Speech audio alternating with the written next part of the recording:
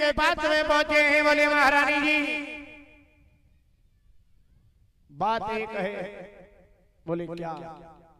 मैया तू क्यों रो रही है, क्यों रूठी पड़ी है, कारण क्या है?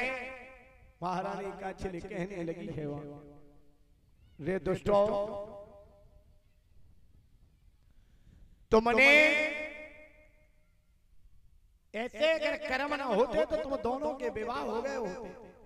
तुम दोनों जारवीर से बड़े हो और तुम दोनों का विवाह अभी तक नहीं हुआ है, इसलिए कि तुम दोनों के कर्म अच्छे नहीं है।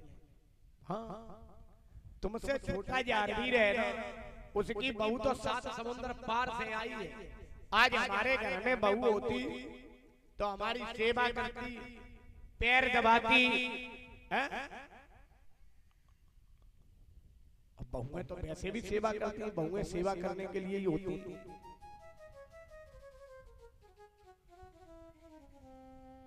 अगर हमारी बहू होती तो सेवा भी करती। अर्जन सर्जन कहने लगे मैया तू काहे को हैरान है? बोले क्यों? बोले परेशान मत हो बे मैया, अरे हम जब जाएंगे राजाओं के कुमार विवाह कर लेंगे। महारानी काजल कहने लगी कल रानी श्रीयल सावन की तीज झूलेगी और हमारी बहू होती तो हमारी भी बहू झूलती। आज हमें तो सबसे बड़ा इस बात का ही है। ध्यान रहे, माँ ही बच्चे का निर्माण करने वाली है तो माँ ही ईश्वर है। और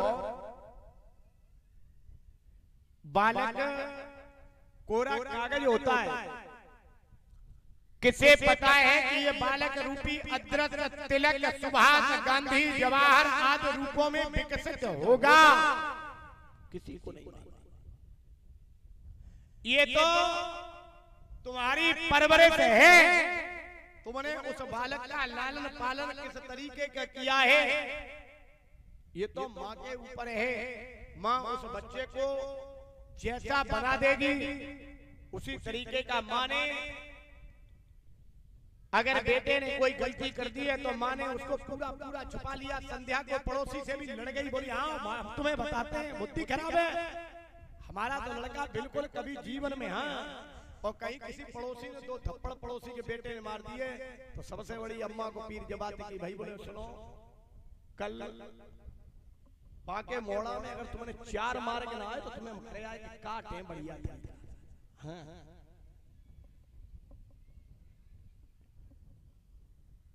एक जो है एक जगह एक लोग बम्बा में नहा रहे थे तो कपड़े उतार दिए, तो एक लड़का जो है वो निकल रहा था तो उसने वहां की कमीज उठाई और भाग गया घर पे। अब जब घर पे भागा है तो घर पे माता जी गए तो बच्चा वो अपना गुम हो गया। तो वो आया, उसने कहा कि वो तुम्हारे लड़के ने मेरी कमीज उठा लाई और जो है बताओ चोर है। माता जी ने कहा आने दो, हम काटेंगे माँ उन्हें। हाँ बता, तुम्हारी कमीज उठा ला, कितनी बड़ी बेइज्जती। तब तक वो सामने आया, तो अम्मा ने पकड़ो भाई 5-7 थप्पड़ दे और बोले कमीज कहाँ है? बोले बताओ फेंक आए। तो बा ने कही देखिए अम्मा मारा ही रही है तो कोई बात नहीं, भाई कमीज गई तो कोई बात नहीं है। जब काफी देर रह गई तो पड़ोसी एक आई बन के काय को जब मारी डाले, बोले जई बात तो केवल हमें दुख है। अरे जब तेरे शिकायत गल्लो आई तो कमीज काय को बको पजामा काय को छोड़ा, मैं कमीज पजामा के लेके आ तो है अकेली कमीज ले आओ, पिटाई तो तेरी भाई गई। तो वहां चाहे माता निर्माता भवती, माँ ही बच्चे का निर्माण करने वाली है तो माँ की ईश्वर है। माँ अगर सही सदेता दे दे, माँ अगर सभ्यता सिखा दे। अब नहीं ना, हमने पहले देखा छोटे पे अम्मा अपनी 2 बेटियां संगे लेके जाती थी मेला पे, माँ बात करती रहती थी और बच्चियां माला चुरा लेती थी। उन्हें क्या चुराए के लाई आती नहीं चुराए। ऐसी सभ्यताएं दी जाती हैं माताओं की तरफ से, ऐसा नहीं। तो ये और तो ज्यादा बड़ी बात का मैं तो एक बात और कह दूं, भले भी आप लोगों को बुरा लगे,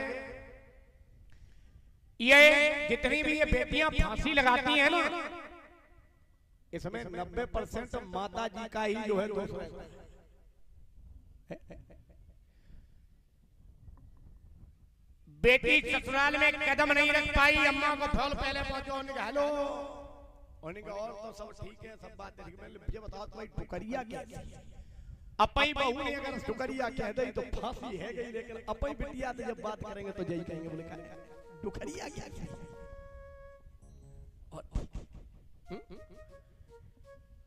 एक जगह हम क्या बोले, महाराज कोई जादू मंत्र हो तो एक हमारी जो है थोड़ा सा कर दो। हमने क्यों?